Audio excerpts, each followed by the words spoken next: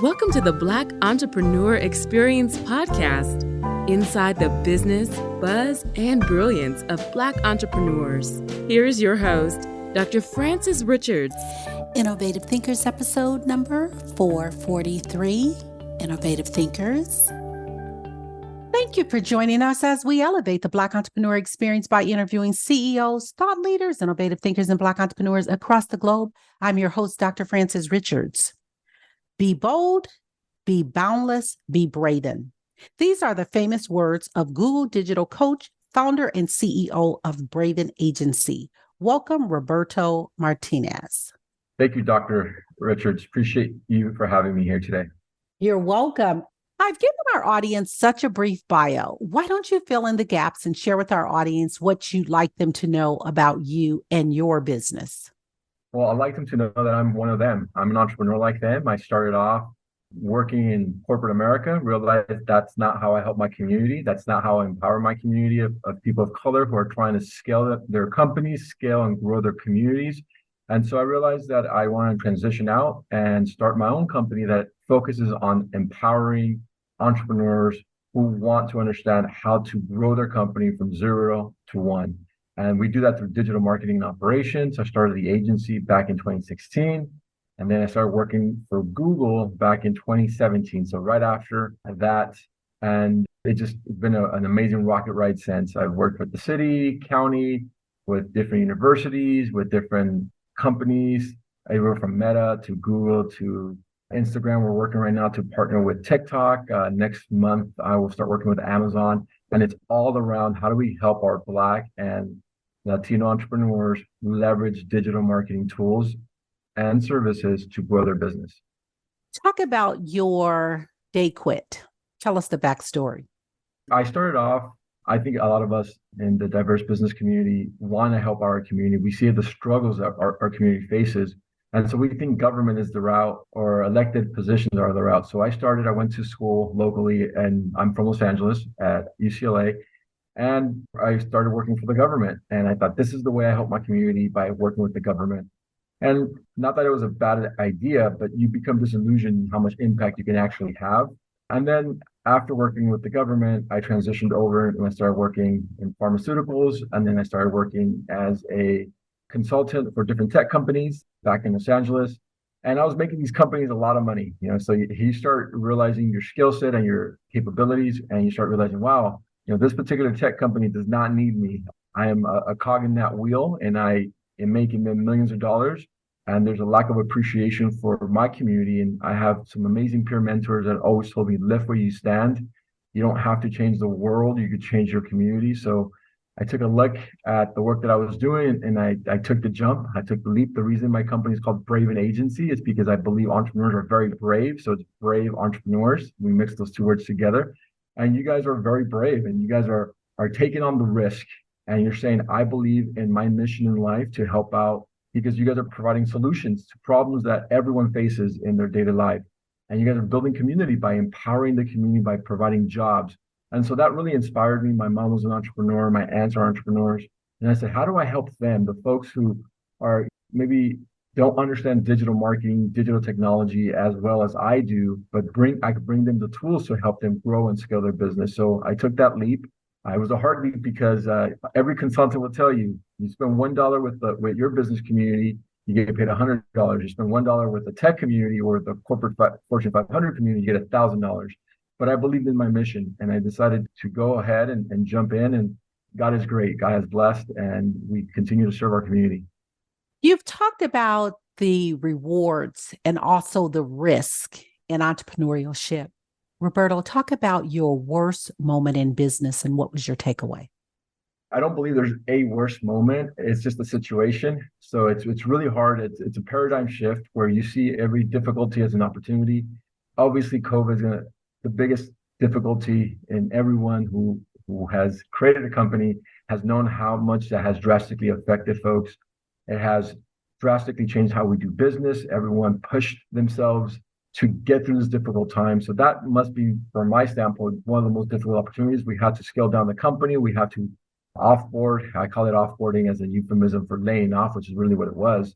Really amazing people in my company. That it really hurt me, but it also offered an opportunity, and it created a chance for me to create a program that allows people to be able to sell online with the least amount of effort. And that opportunity created the new company that I have called Smarts. I spinned off a new company called Smarts that allows us to measure the success of government and civic programs for small to medium-sized businesses, for entrepreneurs, and give them a roadmap on how to grow their business, how to grow their business using technology.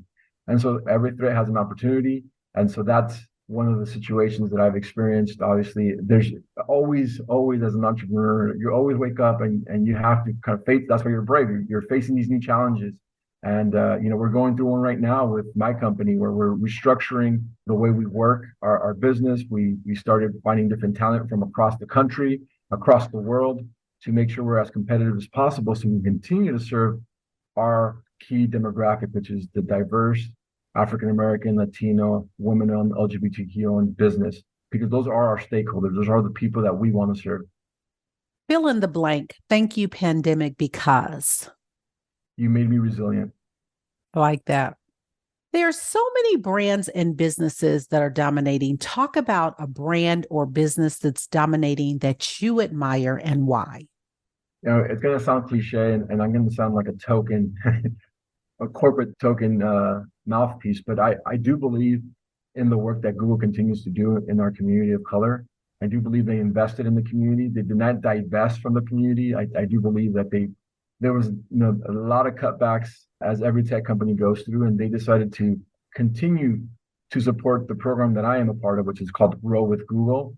A lot of amazing team members were unfortunately downsized during the downsizing a couple months ago, but they continue to hold the program. Other programs did not make it. And program is specifically for diverse businesses across the country. It's a free service that Google provides to help the small business understand how to use Google tools and services at no cost to that small business. And then they made a huge amount of investment. They gave millions of dollars to different organizations, the Black, Hispanic Chamber of Commerce, National Chamber of Commerce. So they doubled down on those efforts. And I think the reason why they were able to do that, it speaks to their culture, it speaks to their resource groups, internal resource groups, employment resource groups that have a strong passion for what they do. No organization is perfect, but I do admire that. The other organization that I would be remiss if I didn't mention is JP Morgan Chase. They've also did a huge investment into the community. They've also kind of put their money where their mouth is. They decided to launch a program and double down during these difficult times. The financial industry is going through a lot of difficulty as well. They're still in that community. They're still investing. They still have very talented, authentic is the word that comes to mind. They're some of the most authentic financial folks that I've ever come across. And I appreciate that because it's really hard sometimes to find folks that would want you to succeed regardless if it's with them or without them. Roberto, I would like you to have a monologue. I want you to name this person, living or not. They've inspired you so much. Name the person, and what are you saying to that person? Well, to me, one of the individuals, I do have a government background, and I always think about Abraham Lincoln, and I always think about what he had to go through. And one of my mentors said, what kind of life do you want? Do you want the life you admire or the life you respect and revere? And so the life you admire is the life of that individual who travels the world and is a jet setter and lives in multiple locations, multiple homes, or the life that you revere, that individual who did the right thing regardless of how difficult it was, who had suffered throughout his life, but still moved forward. That to me is very inspiring. Thank you for that. Yeah. What is the biggest takeaway from our conversation today? What do you want the audience to leave with? Dr. Richard, I think it's very black and white to me. The reason I am here is to help our African American community understand there's free resources for them to grow their business. If they're in the state of Texas, if they're anywhere remotely close to Houston, we have an amazing program called the Digital Communities Program, and it allows them to receive free services at no cost. It's really difficult to give away free services. You'd think that folks would be lining around the block, but very straightforward. The Digital Communities Program out of Houston, Wells Fargo Foundation raised their hand and they said, we love the work we're doing. We also believe in the community. We also want to give back to the community. We're just like JP Morgan Chase, and we're going to invest heavily into our African American and Latino and small diverse business by helping them digitize. And they led from the front. They have this program in Houston that allows anyone that's in the city of Houston to be able to create their own website at no cost, create their own branding at no cost, get free consultation, receive free business listings, all in an effort to help them digitize and sell online. So that program is an amazing program. If you're in the city of Houston and we're spooling up the program in the city of Los Angeles, you get up to $10,000 in free technical assistance services in the form of digital tools like websites and business listings and branding to grow your company at no cost. All we're asking from you is about 3 to 7 hours of your time. Is that 3 to 7 hours total or 3 to 7 hours in a month? It is, we can move through and digitize a small business within a month. We have an amazing team. I don't do this alone. It's our glory goes to them and the work that they do. But yes, if you give us everything we need, and we need to know about your company, your mission, your vision, we need to understand, we make it as easy as possible for you to give us that information. We give you questionnaires and you give us that information. And then we set up a meeting one-on-one with one of our key consultants to help you understand how to improve your business. It's not, you can give a man a fish, or you could teach a man how to fish, and you could teach a woman how to fish. And we're all about teaching them how to fish. We're giving them the tools the rod by which they can fish, and then we're showing them how to fish. And so Wells Fargo Foundation has been fantastic as an organization, helping us empower our diverse business community. So 3 to 7 hours total. If they're very responsive, we can get it done within a month. The reality is it takes about 5 weeks. Roberto, what is your zone of genius? Yeah, no, that's a great question. I think when I think about zone of genius, I think about presence, and I think about being in the moment and in the now and getting into that flow state. I think a lot of us as entrepreneurs are always projecting into the future. And I think when you understand your capabilities and your skill sets and who you are as an individual and what you bring to the table, then it's about being as present as possible with the opportunities that you have. And I think that is where I get into my flow state, when I'm present with the programs, with the talent, with the employees, with the entrepreneurs. And I am here with you. I am nowhere else in the world but here in the now, and being present with them. And that brings authenticity, that brings opportunity, it nurtures an environment that allows us to create magic, it's alchemy almost, right? Because we start thinking, and it's no ego involved. We're creating something bigger than the collective parts. And so I would say that would be the state. I'd like to focus on an attitude of gratitude. And I'd like you to have a thank fest. I want you to thank people and situations that has really propelled your life. Yes, there's so many. There's one individual that I pray to every day. He's going through a very tough time. I won't name him, but he was a peer mentor, a former mayor here locally, is a giver, bends over backwards for everyone. He's going through a difficult time right now, but I am eternally grateful for his work and his ability to lead by example. There's another individual that's a banker. She's amazing as well. She always allows you to present the best version of you and is an advocate for you when you leave the room. You want folks who are always championing you, always speaking highly of you when you're not in the room. And that is an individual I'm eternally grateful for. Even individuals who, there's people for seasons and they leave for reasons. And there's an individual from the city, I'm eternally grateful for her. She did a great job. She's very resilient. She finds a way to win. We might not always see eye to eye on the projects and programs that we put together, but I do appreciate all the work that she has been able to do. And her heart is always in the right place, which is the diverse entrepreneur, which I'm eternally grateful for. All glory goes to my mother. I absolutely love that woman. I don't know what I would be without her. She is my rock, my foundation. She has helped me tremendously.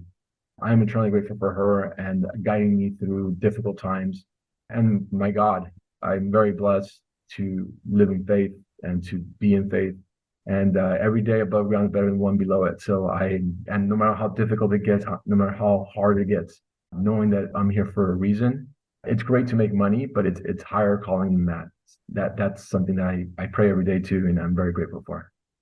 When you talk about that higher calling, what is your purpose? Why are you here? That's a great question. I think every challenge leads to an opportunity.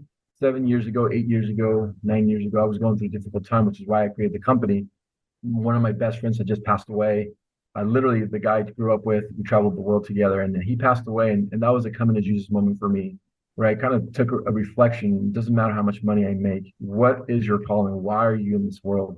And I came up with a mantra, and I said, it's through the service of others that I serve myself. And that mantra has helped me through thick and thin, and has anytime I get distracted or get pulled away from what I'm doing, I remember that mantra. Like, why are we here? We're here for others. We're not here for ourselves. Now, it's important to love yourself, and it's important to have self-love and care for yourself, and to do it for the right reasons. But at the end of the day, we're here for others. Our life is better because of the other that comes into us and shines their light on us. So that is my mantra. That is the reason I am here. I am here to serve. Speaking of self-care, talk about mental wellness and entrepreneurship. I'm not the best individual to speak to that. I would say this: you have to love yourself. And that sounds like a funny way of expressing it. It's because I've gone through a very difficult year, and we sometimes lose ourselves in our work because it's so gratifying. It is gratifying to help others. It is gratifying to lift the community up, and it feeds your soul. But you have to also feed yourself, feed your family, feed the people around you that you love, and more importantly, take care of yourself. And that's been a really difficult journey for me, because I always thought if I took care of everyone else, I'll be fine. And the reality is, one of my peer mentors, she told me, it's like the airplane, you have to put the oxygen mask first on yourself before you can put it on your child. And I love that. But actually, how that is, actualizing it every single day is important. So I developed another mantra recently. This is past couple of weeks. And it's, I'm going to love myself like I am the love of my life. And really, really meditate on that. Really say, you know what? I am the love of my life. I will act accordingly as a result of that. And so how would I treat the love of my life is how I would treat myself, and being compassionate and providing unconditional love to oneself. What problem exists in the world today that you'd like to solve? I always think it's the lack of opportunity that we provide to our community. I think there's a ton of opportunity out there, and it's bringing those opportunities and matching them up with the folks who want those opportunities to succeed. And that has really been my mission in the past 4 years, 5 years, aligning those opportunities where there's resources on the left hand, and those resources aren't reaching the folks who want those resources on the right hand. And that's really confusing and dumbfounding to me. Like, how is it possible that we have this much money and it's not reaching the communities that we needed to reach? And so that's a specific issue within the lens of entrepreneurship that I work diligently with. And I have an amazing cohort of fellow mission-driven leaders that provide that and assist that. We just partnered, and we're inking the contract in the next couple of weeks with ICIC, intercity community. They do great work. They help out African American, Latino entrepreneurs. And we're propping up a new alumni program to help those alumni better identify how to keep scaling and growing, to go from 0 to 500,000 to 1 million to 10 million to 100 million. And if they want to have a lifestyle company, great. We'll make sure you have the strongest lifestyle company possible. 500,000 is fine for you. Fantastic. We love it. We make sure that it's almost bulletproof, or recession proof, as we like to call it. That's an opportunity, and that's a challenge that I see everywhere. I always look at, well, that much money is going there. Why can't we realign that money to go to our entrepreneurial community to help them better scale their opportunities? So that's a challenge that I am wholeheartedly behind, and I would probably commit the rest of my life to. What breaks your heart? When people don't reach their potential, and that breaks my heart. And what I mean by that is when there is no hope, right? So they have an unimaginable amount of potential. Their businesses are amazing, and for whatever reason, they give up. And that to me is something that is unimaginable. I don't like hearing no. I think any movement is better than no movement. You move forward, you could pause, but you don't stop moving. When I meet with different entrepreneurs and they start getting emotional with me and they start saying, I'm tired, I don't want to do this anymore, that breaks my heart. And seeing the difficulty that they have continuously to live that dream that they had with their company. And they're saying, our community is disproportionately affected by a lot. I mean, it's just heartbreaking the amount of heartbreak our community goes through. You'll be amazed how many stories where, we're working with the entrepreneur, we're building up their digital presence, and they're like, my daughter died, or my grandfather died, or my aunt is really sick, or, we just got into like there was a shooting in my neighborhood. And it makes zero sense to me that we want to succeed. We have the gumption and the drive to succeed, and external factors affect us disproportionately to any other community. And that's unacceptable to me. That is a challenge. I don't know how to solve that challenge. I think it's just one day at a time, slow down, be present, and work through it. And it's hard because our leadership and our stakeholders that are funding us are like, this is the deadline. And I was like, well, our community doesn't work in those deadlines. We cannot just stop life from happening to us. Do you understand what they're going through? That's a huge insight. You're asking us to forego a funeral for us to make these meetings, and we're just disproportionately affected. It's not a cookie cutter approach. We cannot systemize the system that you want us to. So that breaks my heart. What fills your cup and bring you joy? The same folks that break my heart are the same folks that inspire me. When I see them resiliently go through that experience and be patient with themselves and not rush the situation and say, hey, listen, we're still going to be here regardless of what happens. We're going to get through this moment. And that fills my cup. It's inspiring. Even the most innocuous, when we propped up this program, the Digital Communities Program, and you hear the success stories and you hear the entrepreneurs get emotional and start crying about their new website and then call us, we got our first sale. That fills my cup. That, externally speaking, that is why I'm where I'm at. And then internally is the gratitude piece. It's waking up every day. I have a little gratitude journal right here. I don't know if you can see that. There it is. And every day, just what am I grateful for?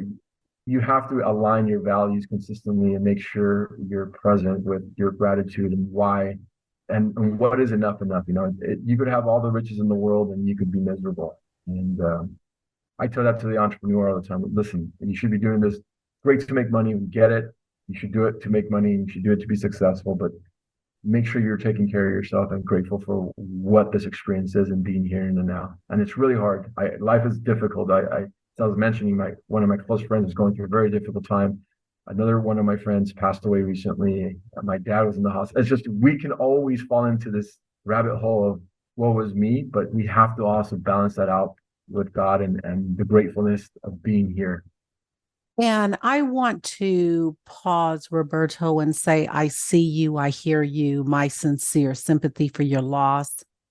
I can imagine when you talk about difficult times and going through, and just know that my prayers and thoughts are with you as you navigate through the challenges. Thank you, Dr. Richards. It means a lot. And I have an amazing community, and we can become part of that community with each other and help each other out, because I think it takes a village, and I am indebted to my community. Absolutely. I can hear your compassion. So I thank you for that. The word is play. How did you play, or how will you play today? Yeah, no, I think it's important to play within any confines that you find yourself. Life is too important to be taken seriously. And so you have to bring this levity to it. You have to roll with the punches and enjoy the moment. I'm a big believer in balancing out your passions with your work. What does that mean to me? That means creating an environment where people want to come to work, creating an environment where people are excited for the work that they're doing, empowered for the work that they're doing. It also means taking time off. We have a unlimited amount of time off policy within our company, even though we're a small entrepreneurial company. If you family first, community first, whatever you guys need to do it. I'm a big believer in that. If you guys need to take time off for a week and we're in the middle of a difficult program, take the time off, go with the family. No one's on their deathbed saying, I should have worked more hours. Everyone's in their deathbed saying, I should have spent more time with my family. I should have spent more time with my kids. So I'm a big believer in living your values, and that's play for me. It's going with your friends. I've taken up dancing, and I'm going every twice a week for my own sake, for my own sanity. So that's important. And when my team tells me I need to take time off for whatever reason, I don't even question it. I'm like, we get it, take it. Whoa, you dropped a value bomb there when you said the word dance. Like, I love, love, love to dance. And I've created an acronym. I'm not a professional dancer, but I love to dance. And one of my dreams is to go to Argentina to learn the Argentina tango. So I I love love like it. Latin dance, but I have an acronym that I made up for dance, and it's called Determined Action Now Creates Energy. The more Yes. you do, the more you want to do. And even doing nothing is doing something. No, I I love it. love that. I spent some time in Argentina in my youth. I did an internship with the U.S. State Department as an economic intern. Amazing. You should definitely do it. I have friends still there. So if you ever want to go, I'll give you a list of what to do in Buenos Aires. Yes, I've taken up salsa, bachata, and it's just, I'm committed. I do scuba diving and I've learned how to ride a motorcycle, but I think dancing is different. I was to your point about committed action and being present. We talked about mindfulness. We danced around mindfulness, but being present in the now, not finding externalities that are negative externalities to be present and be mindful and be here in the now, but finding joyful externalities like dancing, like community that allows you to lose yourself in that moment. That's a very powerful tool, and dancing is definitely right up there. So I'm very appreciative for rediscovering that. That is awesome. I love it. Who are your top two influencers, mentors, and what lessons did they teach you? Yeah, that's interesting. I don't really have influencers that are like well known. I could always say like Gary Vaynerchuk is one, or Tim Robb. Like it's not that. I love micro influencers. I love folks who are showing the struggle. I love seeing the scale and the growth. So those folks are the ones that inspire me. Those folks. I have a great friend. She inspires me because she is so driven. She is so focused. Her name is Jessica. She's originally from Argentina. Moved here when she was very young. Get about, and she just finished a leadership program at Stanford that I referred her to. She's super happy, and she created an influencer organization in our company, and it grew tremendously. And she has deals with Amazon, and she flies around the world, and that's super inspiring. She's a couple of tens of thousands of followers, but her content is authentic, it's sticky, it's relevant, it speaks to me as a person, it speaks to me as an entrepreneur. Absolutely love that. The other one is our leader within the Grow with Google, Angelina Darwinson, and she's amazing. She might not walk on water, but she definitely swims on land. And she created her own company called C-Suite Coach. Shout out to Angelina. We're gonna have an IG live a little bit later. Her content inspires me as well. She's super resilient. I just love resilient people. I love happy, resilient people. People are like, yeah, it's tough, but I'm gonna face it with a smile and I'm gonna say, give me another, God. Like let's keep it going. This is gonna help me grow. I might not see it now, but I'm gonna keep moving forward. And that's inspiring to me. And so those type of influencers, thought leaders, is what I would call them, really motivate me to inspire me to keep moving forward. What book would you recommend and why? Oh, right now I'm just because of where I'm at with my journey, not an entrepreneurial book. There's so many great entrepreneurial books. The Compound Effect is probably one of the easiest ones for folks who are getting started. Like, hey, we're just getting started and I'm not seeing any success.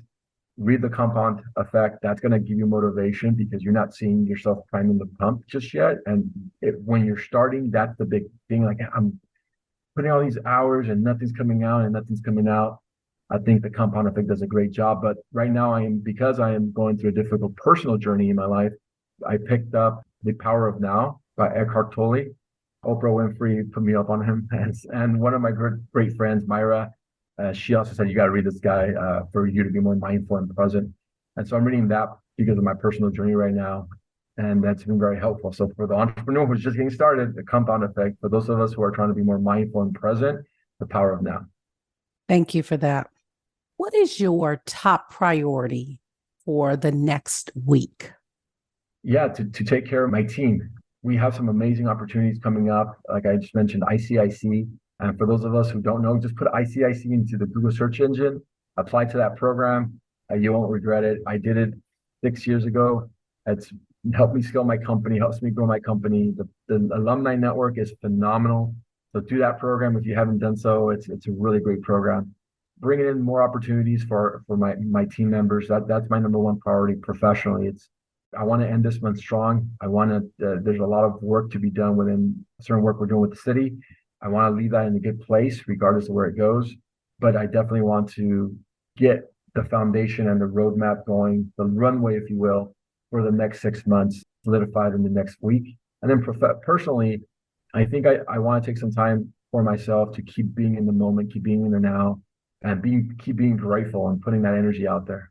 As that famous Stoic would say, this too shall pass, and the good isn't always as good and the bad isn't always as bad, and we're going to move forward. Let's take a snapshot of the last 30 days. What was your biggest win? Yeah, well, within the first, working with, TikTok recently came to us and said, hey, we love what you're doing. Let's work together. So I would say that was our biggest win. And, the universe listens, you manifesting it. You meet one TikToker that leads to meeting another TikToker that leads to meeting another TikToker. And so there's different ways of winning. I always tell that to my entrepreneurs when they get discouraged. I'm like, there's multiple ways of winning. There's not just a clear, bless you. There's not just a clear-cut way of winning. There's multiple ways. So you might think this is the only way. There is no only way. There's multiple ways. Mentality of abundance is really important. So we started working with one team within TikTok, and then that team moved to another team within TikTok. And now we have multiple channels by which we can secure that relationship with TikTok. So I would say that was our biggest win, followed by solidifying that ICIC contract. Those are two huge wins because they're both aligned with our mission of helping and bringing tools to our African American, Latino, diverse small business community. And it's just really cool work, right? Like, who doesn't want to learn how to manage and leverage TikTok to grow their community, to grow their sales, to grow their presence online? So really fun stuff. And you talked about ICIC. Is there any type of requirements or boundaries or limits that individuals can't participate or can participate? No, that one's has multiple tiers of programs. I think they have 4 variations: people who are $1 million plus, people who are like 100,000 to $500,000, people who are just getting started. They've even diversified their programming to include different languages. So I absolutely love they're doing the African American community program. So I wouldn't be able to speak to just one aspect. There's multiple aspects. But again, if I was to say you're in Texas, you need free services, you need free money, $10,000. Apply to digital communities program. That is probably the one that I would say is I have a lot of autonomy and control around because of the amazing work that we're doing with the foundation. So if you're in LA or if you're in Houston and you want $1,000 worth of free services, I would highly, highly recommend that you apply to the digital communities program. It's free. I don't know how to tell this enough to people. Like, it is free. You have, maybe that's the challenge. People don't value what they don't work for. And so I understand that intrinsically, as behavior economics teaches us all the time. You put value, and that value that we place on it is time value. We understand as the entrepreneur, you have to prioritize. And so for that program, I think that program really helps out. We've seen one business increase revenue by 3,000%. It is crazy. And so you have these amazing case studies of, and the business grew by 3,000%. How is that possible? And it's because they did what we asked them to do. We got them online. We got them their website. We got them their business listings. We created a strong logo. We helped them understand how to communicate their value across those channels. And then they're off to the races. And we only asked them to give us about 7 hours of their day. So if those businesses within your network are interested in that free service, I would highly recommend to go to Digital Communities Program. So yeah, that would be a huge win for me, like just projecting out into the future. If you guys sign up, because what allows me to do, and this is really important piece, and if I could really lower my voice and have us hone in on this one thing, we have to show the foundations that you guys do want the services. We have to show the foundation that you guys do need the services. And the only way we can do that is by you guys applying and using the services. It serves no one for us to say we need these services, and then when we have them, no one uses them. because then they'll come back to me and say, hey, listen, Rob, you hit your mark, but we were expecting 1,000 and you got 300. And so it's important for us to really demonstrate that there is a need and we will use those resources that are allocated to us. Thank you for that. What is the best decision that you made as a leader? It's not one decision, it's a multitude of decisions. I think the most important decision as an entrepreneurial leader is your team. It's hiring the right folks, mission critical, mission alignment, mission driven. And I think that's a constant muscle as an entrepreneur you have to flex. It's great to hire your cousins and your nephews when you're getting started, but you need to consistently hire the right person for the right job. I can't speak highly enough of it. It's all talent. It's all the folks who self-select themselves into your tribe. And so that's probably one of the most important advices that I have for all entrepreneurs. But professionally, one of the most is when I made that transition from consultant into tech companies to become an entrepreneur myself. It was 6 months to a year of just really priming that pump. Just like, I believe in this mission. I believe in this mission. I believe in this mission. And just having that blind faith. One of my mentors told me we're kind of crazy because we're so blinded by our faith in our mission that we don't listen to anyone else.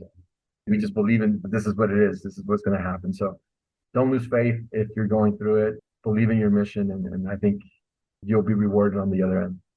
Rob, if you conducted this interview, what is the one question you would have asked yourself?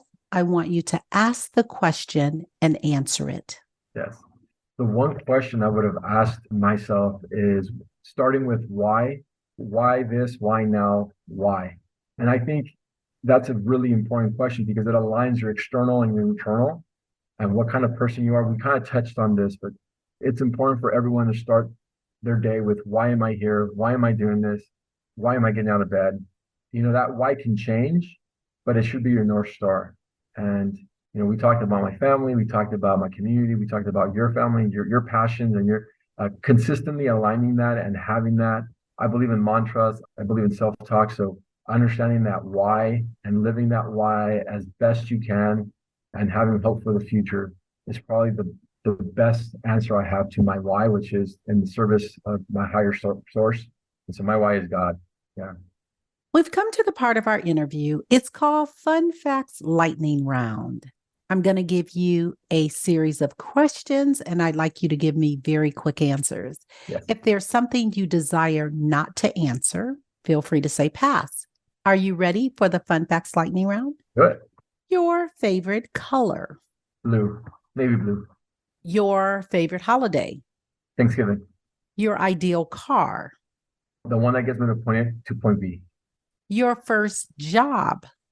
Busser. The last movie you saw? I want to say Top Gun. Like in the movie theaters, probably Top Gun 100. Yeah. The newest one, the one that just came out last summer. You relax doing what? Meditating and dancing. Your favorite singer or rapper? I always go to like my Lil Wayne has always been there for me. But singer would be an interesting one. I don't know. It's a good question. I love banda. I'm from northern Mexico, so we have a lot of banda in our family, a lot of music like that. I would say singer. There's this classic. It's called bolero music, and his name is Javier Solis. Classic 1950s musician, very strong voice. Absolutely love listening to his music. Your favorite dance song? Oh man. Anything mariachi, I love dancing mariachi. Anything salsa, I love Frankie Ruiz. Anything hip hop, I love dancing, I love moving. What food you eat every week, no matter what? Chicken. It's like chicken breast, like meal prep all the time. So I'm pretty tired of chicken, but I eat it almost every day. What is your favorite comfort food? Oh, Costco apple pie, without a doubt. Anytime my family knows I'm having a bad day when I bring in the Costco apple pie. They're like, what's going on? Workout or hit the couch? Oh, no. Workout. Always keep moving. I work out like 5-6 times a week. Roberto Martinez, thank you so much for joining us on Black Entrepreneur Experience Podcast. Before we let you go, share with our audience the best way for us to connect with you, to do business with you, and feel free to leave all your social media handles. Yes, so you could find me at Roberto M. Braven. So that's my handle for Instagram, LinkedIn. You could add me on LinkedIn, Roberto Martinez, Braven Agency. You can always find me there. You can email me at robert@bravenagency.com. That's Robert at BRAVEN agency. So one word, bravenagency.com. If you want to apply to the programs, apply to Digital Communities Program. It's a great program if you're in Houston or Los Angeles. If you want to apply to ICIC, let me know. Shoot me an email. I'll be happy to connect you to the organizer. I'm just reaching out to the director today. So happy to promote that program. If you want additional tools or services or want to learn more about the Google program, you can email me at my Google email at robertomar, ROBERTOMAR @google.com. And yeah, so Roberto M. Braven for Instagram and Roberto the Marketer for LinkedIn. And I look forward to connecting with you guys online. Appreciate you guys and appreciate you guys joining us for today's session. Thank you. That's a wrap. Thank you for listening and subscribing to Black Entrepreneur Experience. We would love for you to leave a review and rating on iTunes and share with your friends. For show notes and more episodes, go to www.beepodcast.com. Join us next Wednesday, and remember, green is the new black. So keep your bank accounts and your business in the black.